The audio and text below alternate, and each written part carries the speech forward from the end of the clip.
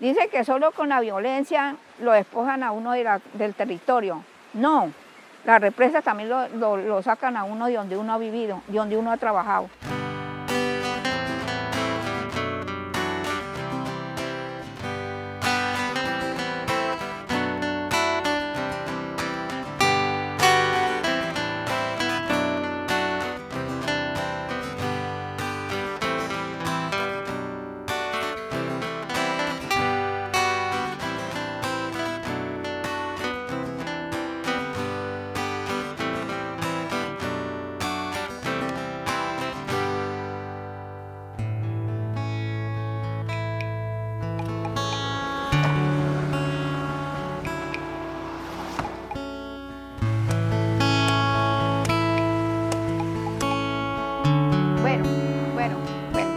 Bueno, y a Dios la bendiga.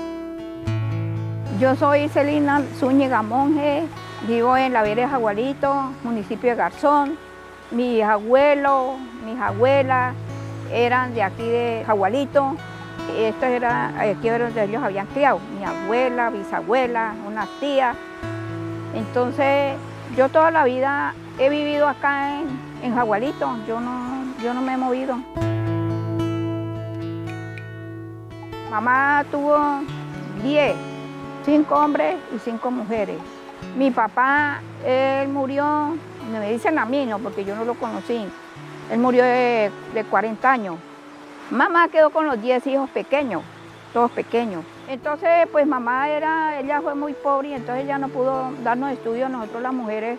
Pero yo digo que así como le dio estudio a los 5 varones, ella ya ha podido dar estudio a las mujeres.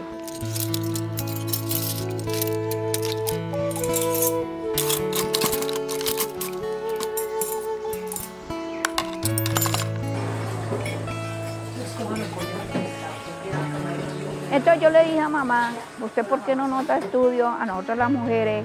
Los hombres también pueden hacer de comer, los hombres también pueden lavar su ropa. Entonces ellos que hagan la comida y nosotros vamos a estudiar después del mediodía. Dijo, no señora, los hombres es para estudiar, los hombres no es para que estén en la cocina ni lavando, ni haciendo de comer, ni empastillando cacao, ni moliendo café, ni pelando cachacos, ni pelando plátanos. Los hombres es para que estudien. Las mujeres son de la cocina. Yo le decía, mamá, pero el mismo derecho que tienen ellos de estudiar lo tenemos nosotras. La época de antes era todo así porque mi abuela en Pera fue lo mismo, con mi mamá y con las tías, que no les dio estudio, ni no a los hombres. A mí me hubieran dado la primaria, yo con la primaria nomás yo me defendía, porque yo gracias a Dios me creo que no soy tan quedada, pues soy inteligente, ¿no? Mamá me decía, bueno, mi hija, yo no puedo estarme aquí porque yo si no voy a trabajar, ¿quién les da de comer? Desde muy joven ella trabajó y ella no dependía de nadie. Y nosotros nos íbamos con mamá a trabajar y decía mamá, bueno, mijita, a pararse, a tenerse y a trabajar para mantenerse. Entonces yo estoy enseñada que desde los 6 años yo era ganándome mi platica y mi sancochito.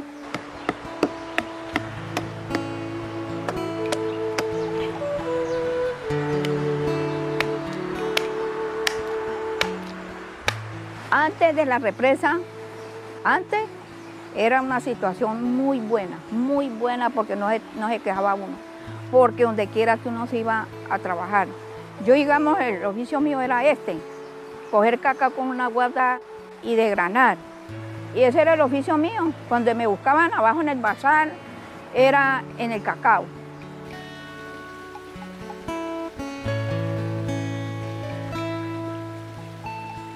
Lo de la represa fue totalmente que uno se llena como de ira, como de rabia. Vender las tierras tan buenas que eran.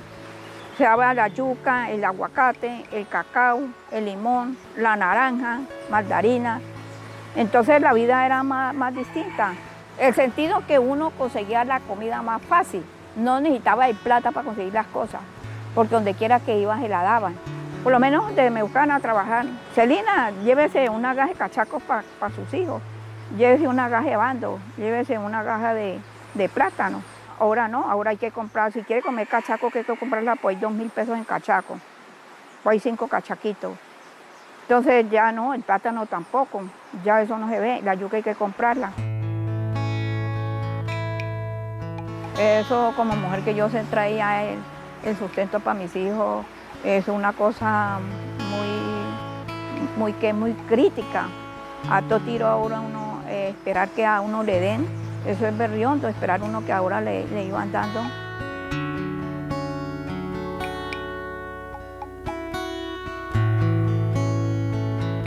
Ojalá volviera la vida de antes de la represa, volviera la vida ahora que estamos. Eso era muy feliz. Y que uno era muy feliz porque uno decía, me voy para el río a conseguir leña. Bueno, pues ya se traía un palo de leña, ahora no. Me voy para el río a bañarme, ahora no. ¿A dónde va a ir a bañarse? A traer escoba. Uno iba y traía escobas y vendía. La verdolaga se iba para purgar los niños y eso uno lo encontraba pues ya en el río.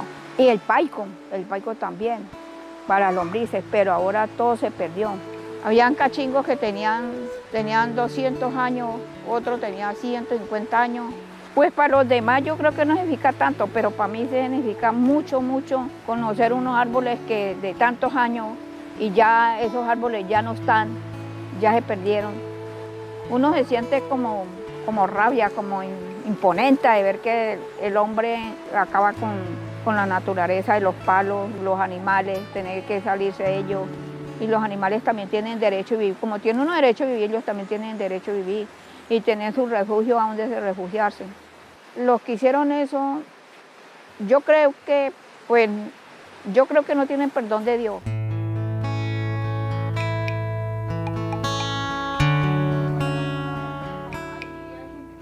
Aquí se formó un comité de Azoquimbo para ver si se puede parar la represa. Entonces el marido me dijo, no, usted no vaya por allá, porque eso es un peligro. Y dije, no, si uno quiere la Pachamama y lo del río, uno tiene que defender donde uno vive, vivir por vivir, uno tiene que defender donde uno ha vivido y donde uno le ha dado la comida para sostener los hijos.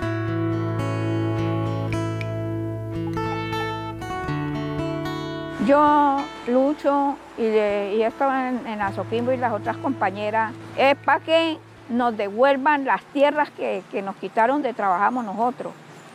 Y a ver si sale la compensación también. Y que no más represas. Lo primero es eso, que represas no. Ya nos hicieron dos, el daño que nos hicieron. Entonces yo le pido a mi Dios que no, que de aquí para arriba no, porque según eso como que hay 6 represas más para hacer.